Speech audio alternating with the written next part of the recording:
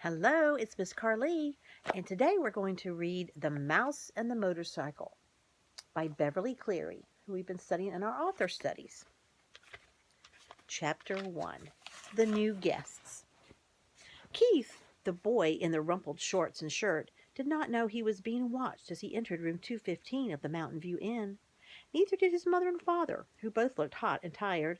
They had come from Ohio and for 5 days had driven across plains and deserts and over mountains to the old hotel in the California foothills, 25 miles from Highway 40.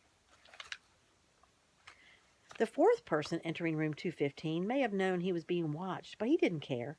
He was Matt, 60, if he was a day, and at the moment he was the bellboy. Matt also replaced worn-out light bulbs, renewed washers in the leaky faucets, carried trays for people who telephoned for room service to order food sent to their rooms, and sometimes prevented children from hitting one another with croquet mallets on the lawn behind the hotel.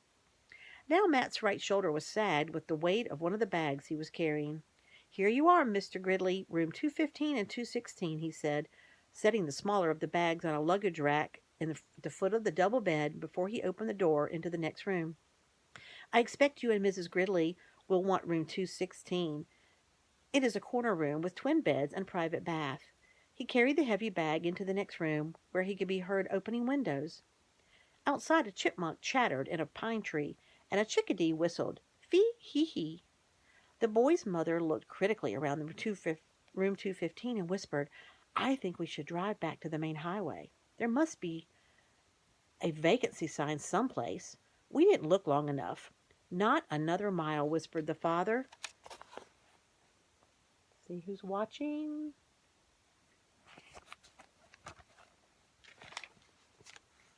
"I'm not driving another mile on California Highway on a holiday weekend. Did you see the way that truck almost forced us off the road?" "Dad, did you see those two fellows on motorcycles?" began the boy, and then he stopped, realizing he should not interrupt an argument.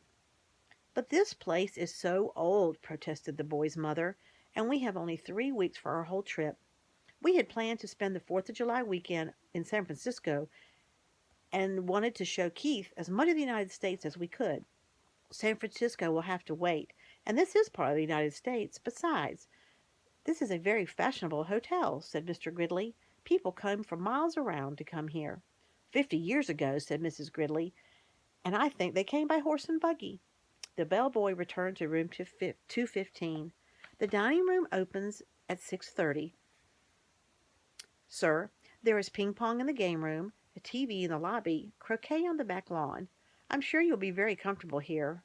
Matt, who had seen many guests come and go for many years, knew there were two kinds: those who thought the hotel was dreadfully old barn of a place, and those who thought it was charming and quaint, so quiet and restful.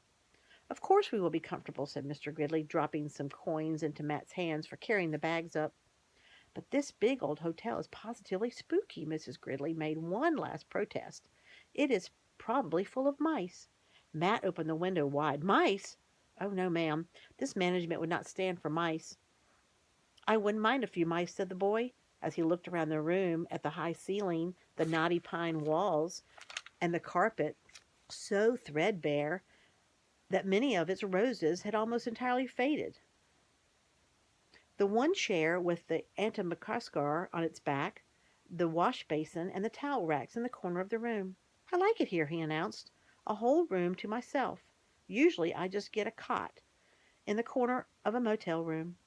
His mother smiled reluctantly. Then she turned to Matt. "I'm sorry. It's just that it was so hot crossing Nevada, and we are not used to the mountain driving.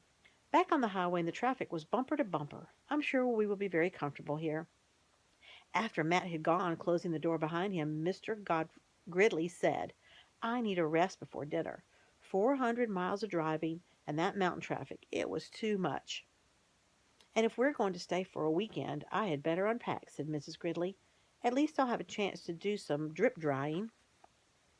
Alone in room 215 and unaware that they were being watched, the boy began to explore. He got down on his hands and knees and looked under the bed.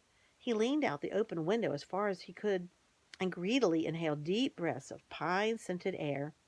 He turned the hot and cold water on and off in the wash basin and slipped one of the small bars of paper-wrapped soap into his pocket. Under the window he discovered a knothole in the pine wall down by the floor, and squatting, poked his finger into the hole. When he felt nothing inside, he lost interest. Next, Keith opened his suitcase and took out an apple and several small cars, a sedan, a sports car, and an ambulance about 6 inches long, and a red motorcycle half the length of the cars, which he dropped on the striped bedspread before he bit into his apple. He ate the apple noisily, so big chomping bites, and then laid the core on the bed table beside the lamp and the telephone. Keith began to play, running his cars up and down the bedspread, pretending that the stripes on the bedspread were highways, and making noises with his mouth. Vroom, vroom went the sports car, wee, wee went the ambulance, and pooh, pooh went the motorcycle, and down the stripes. Once Keith stopped suddenly and looked quickly around the room as if he expected to see something or someone. But when he saw nothing unusual, he returned to his cars. Vroom, vroom, bang, crash. The sports car hit the sedan, rolled over off the highway stripe.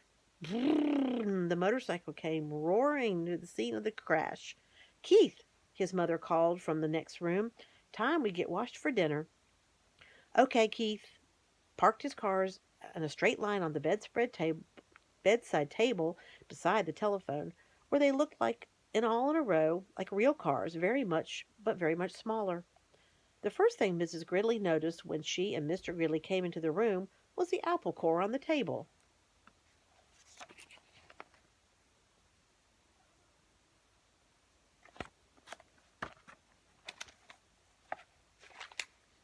She dropped it with a chunk into the metal trash can beside the table as she gave several quick little sniffs of the air and said, looking perplexed, I don't care what the bellboy said. I'm sure this hotel has mice. I sure hope so, said Keith. That's the end of chapter 1.